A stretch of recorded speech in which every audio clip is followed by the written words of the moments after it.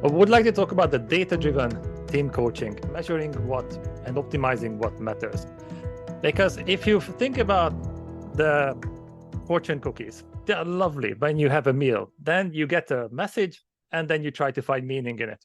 Like this one. If you want to go fast, go alone. If you want to go far, go together. It sounds good until you think about it. And as team coaches, we know that. Because if you're in the wrong team, it's better if you are alone. Let's be honest. So in business, we do the exact opposite. Something sounds good and logical. Let's check. Does it still make sense? We're always looking for the best people development solutions. And if you Google it, you find more than 3 billion results in less than a second.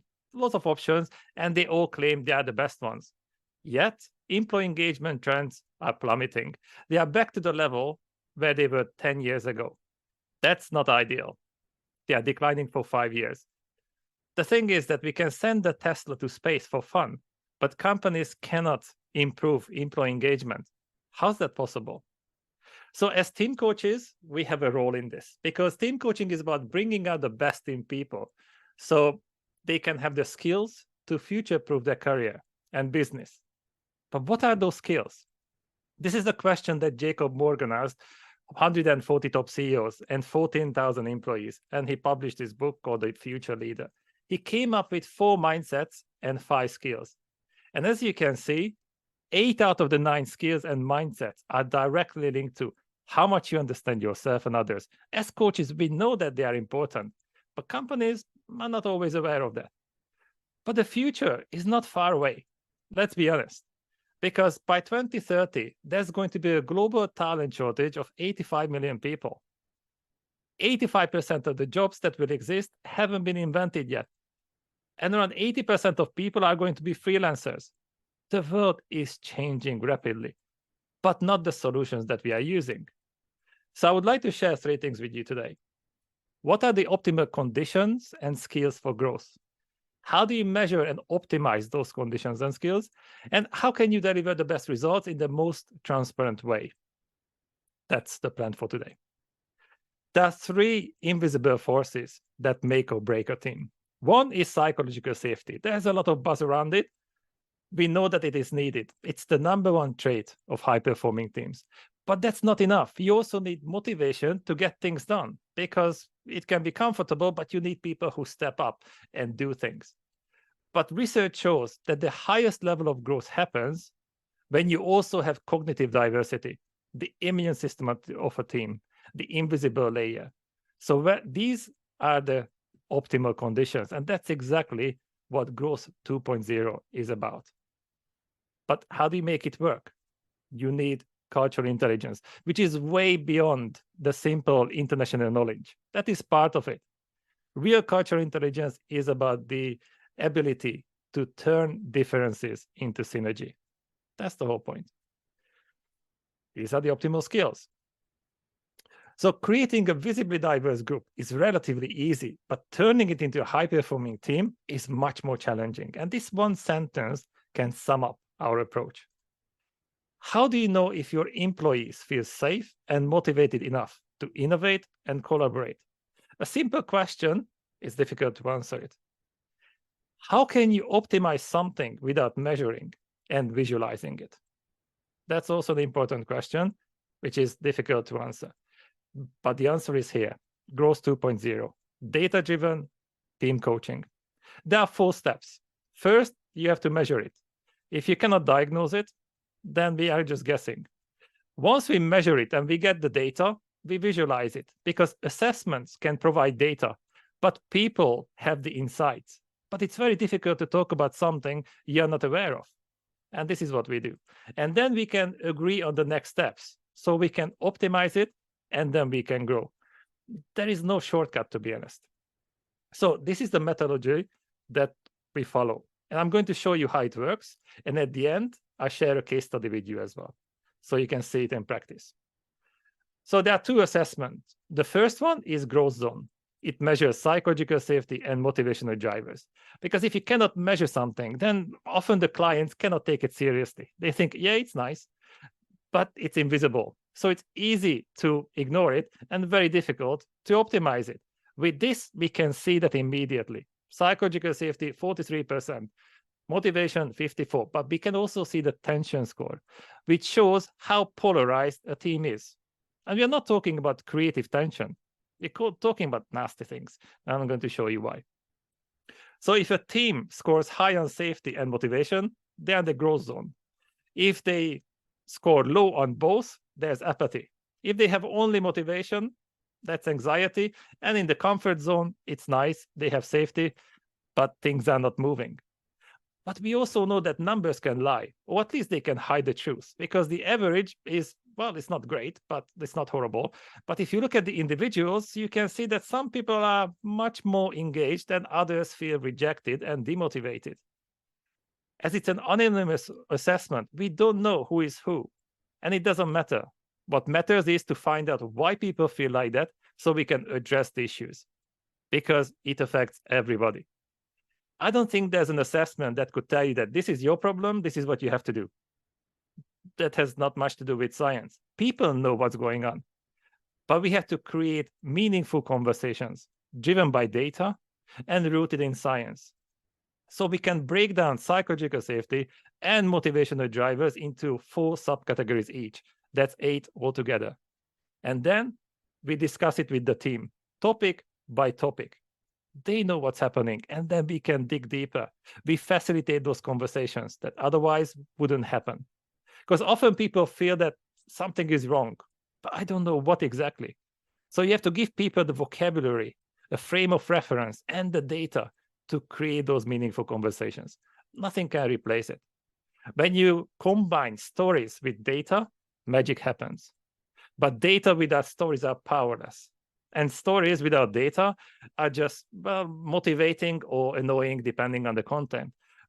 But when you combine both, that's when we make progress. So the beauty is that we can also measure the progress. Because in the beginning, you saw the employee engagement scores. They are plummeting. Yet, a lot of companies claim that my program is the best one. Yes, but you were entertaining or valuable. So we have to measure the impact on the people who matter the most. And those are the team members. So this can be 2 teams, or it can be the same team with, let's say, 3 months difference. You diagnose it, you work with them, and 3 months later, you can show them exactly. That's how much psychological safety improved and motivation. We can also dig deeper because we know how we have to adjust our approach. We don't know what happened, but we can discuss it because we can compare the results. They know what's going on. So let's talk about it. And that is the foundation for this. Because if you cannot measure it, it doesn't really exist. But we also have to make it scalable. Because psychological safety is not created by sweeping everything under the rug of political correctness and reflecting on something we are not even aware of. We need more than that. It's uncomfortable. It has to be experiential. So we created an interactive program for them. There's a mission on an individual level and also on a team level. They have to organize it. It's specific to the assessment. Because when you power through difficult things, that's when you prove it. Yes, I got you. Now I know you. Now I know myself a little bit better. That is part of the process. When it comes to understanding people, there are 2 main approaches. Psychometric assessments, explaining how the different personality types tend to behave when they are not influenced by anything or anyone around them. That's a situation that usually doesn't happen, ever. Because your personality determines how you want to behave, but your environment determines how you have to behave. That's why you can never, ever separate it. So the other side of the scale is intercultural solutions, explaining what is normal and expected in certain countries. But if you look at up-to-date research, then it makes it very clear that over 80% of cultural differences exist within countries, not between them. We all belong to 15 or 20 culture groups at the same time. And the poorest container of culture, according to that research, is country of origin, gender, and generation. Meaning that based on these categories, you cannot predict an individual's values and beliefs. Even horoscope is more accurate. It's not even a joke. The article is about this.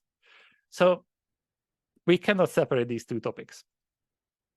We focus on cognitive diversity. You cannot see it, but it's difficult, because when two people disagree, what happens then? So imagine that you have a really complex issue. Tom is the boss, and he employs really smart people, but he doesn't know about homophilic diversity, that we like and trust people who are similar to us. So a team can be individually really smart, but collectively blind. And it's not even a theory. We have plenty of case studies. 10 senior leaders from 8 different countries, seemingly very diverse. Deep inside, surprisingly similar. Cognitive diversity, 22%. We can all agree that the earth is flat. It doesn't make it true. But this is what the brain likes. We like when people agree with us, when they think like us. But that can mean that we have a huge blind spot. So we agree, but it doesn't make it true. So global DISC is the other assessment that we talk about. And it's not a slightly different version of the standard DISC, but is the complete one. So we go into the 3 different layers of your identity: what you do, how you do it based on your preferences, and most importantly, why. And that's really important, because once you know that, it's much easier to tolerate it, and I can find better ways of doing things. But what if we have people with a lot of cognitive diversity? Is it good for the business? Not necessarily, because it can be really messy. It's not automatic. It's not based on common sense and good intention. We have to make it work. But that's why we measure it, because often people use psychometric assessments as an excuse. That this is who I am, deal with it. I'm blue, you are yellow. Fantastic, great. No. Once you know that, we have to learn about preferences, and we can expand the comfort zone. Because the more you have to flex, the more uncomfortable it is. So it's not about changing you, but it's about expanding the comfort zone. So if you think about environment, there is a comfort zone as well. What is rewarded and punished? You can push the boundaries, but the real question is, how big is the mindset gap between you and your environment, you and another person? That matters the most. Everything is relative. So that's why once you take the assessment, we can use the data in a lot of different ways. We can measure the mindset gap between you and countries, you and another person. If you're brave enough, you can use it with your partner at home, or even different departments. The bigger the gap is, the more difficult it is, but that's exactly where the potential lies for success or disaster. And because we want to expand the comfort zone and enhance behavior flexibility, we have interactive programs based on your global DISC result. 21 real-life missions, because that's how we learn, through experience, instead of using it as an excuse. So the 3 invisible forces are really important, because they determine where you are as a team, in which of the 4 stages of growth or decline. Because if you are scoring high on all of them, growth, fantastic. If you have an issue with one of the invisible forces, that's kind of a time bomb. Decline when you have problem with 2, and game over is when you're scoring low on all 3 of them. So where is your team? Growth, tunnel vision, rat race, or heading towards game over? You measure it so you can make an informed decision. And this is what Philomena, for example, one of our partners, did. She was working with a hospitality company. They've been around for 100 years, but they had issues. She was working with them for 3 months. She improved the result. It's not about how entertaining she was, but she measured and optimized the 3 invisible forces that mattered. Psychological safety, 23%, and motivation, 14%. It's black and white. Then, based on the result, they can adjust the approach, and then they can discuss what happened exactly. And that's the beauty of it. People loved it because it worked and because it is sustainable. They can carry on after that. She was successful because she measured and visualized the 3 invisible forces so they could be optimized. She used a fully integrated methodology to create a common ground and vocabulary across all personalities and cultures. She facilitated the learning journey with experiential real-life missions based on the same concept. One operating system, many applications. But most importantly, she's a fantastic coach who is passionate about using up-to-date solutions, driven by data and rooted in science. Nothing can replace that. So Growth 2.0 is growth zone, measuring psychological safety and motivation, global this, the cognitive diversity, and that is how you get the complete assessment. And it's not just a good idea. It's used by Fortune 500 companies. We have hundreds of partners in 50 countries. If it's in a book, obviously it must be true. And if you need more details, then contact Kasia or me, or we can connect on LinkedIn, and we will be more than happy to talk to you.